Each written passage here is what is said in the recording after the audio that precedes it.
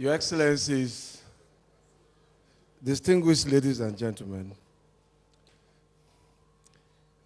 let me first of all, on behalf of my brothers, the governors who grant me this privilege to speak on their behalf, I thank you very much for the privilege. Let me wish once again a very happy birthday and many happy returns, and to say a word of prayer, which is my favorite prayer for people on their birthday, is that may God's grace be continuously sufficient for you and your family. Having said that, it's going to be quite difficult to make a toast with water.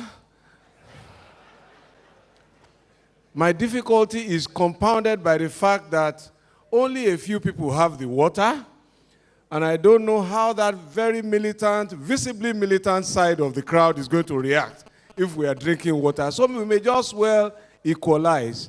But before I do that, let me say, honestly, listening to our contributors today delights me to no end. Being a part of this crowd and witnessing this happen in my relatively middle distance lifetime, if you like that, gives me great joy that hope is perhaps reborn today. And I feel very happy to be part of the rebirth of hope. Yes, we've been lucky. We had 2 chairmen. The last one, perhaps not surprisingly very controversial, even in the manner of his appointment today. But I disagree with him about the possibility that I will be seeking an appointment for ministerial work because I am a dinosaur. But I agree with him in that hope and in that wish that this country might have a president that's young. And it is a dream that I will contextualize and ask you to choose from if I remind you that at the time that we built theater and we built First Stack Town and that we built so many of our public institutions, the president was barely 40.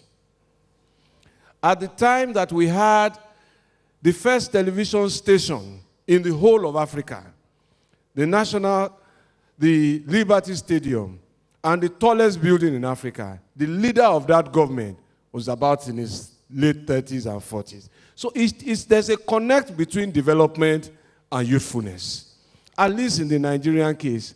And perhaps as they have become older,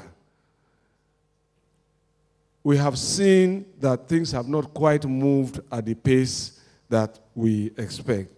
Having said that, I am happy about the prospect that mergers bring.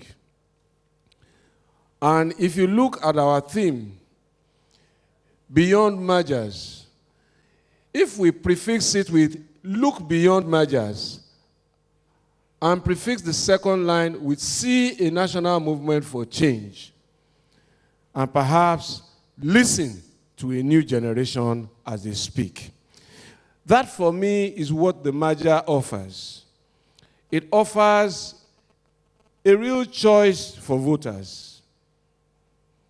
Somebody said to me that as long as there's a wide disparity in the capacity of the opposition party and the party in government, for so long, will change and development elude that society.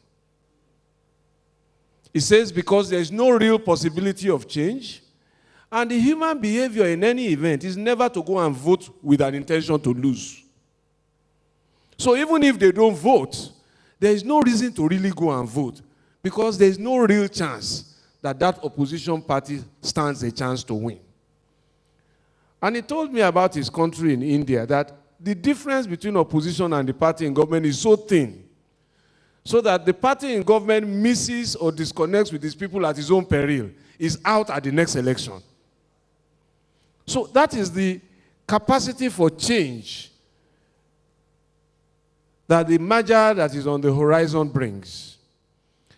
The only thing that I can say to the regulator of that process is that I have looked at the provisions for merger as well.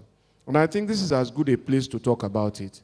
Because without that kind of political leadership, really, the message will not drive deeply home to us that it is the same oil money that passed through our hands that passed through the hands of the leaders of Dubai.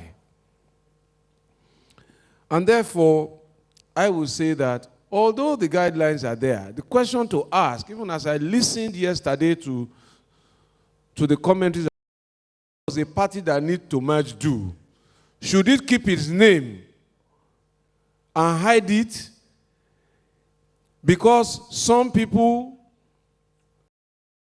or should he go and get a trademark and patent first for his proposed name? So that, in my view, the regulator owes a duty to this society to ensure that the provisions for mergers have a real chance of being actualized.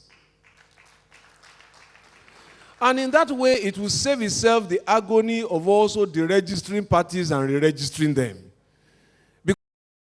Wives one merger, the possibility for strengthening political to have merged, but who don't know the name of their members or where they first met,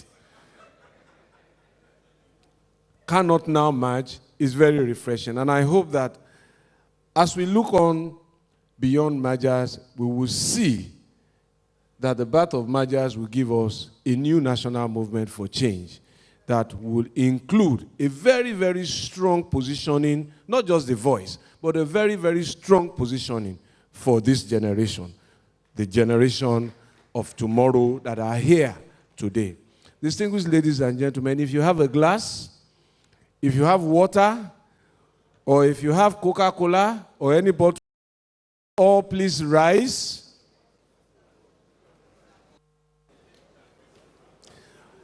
Can we all please rise and raise our glasses in a toast to a man of history,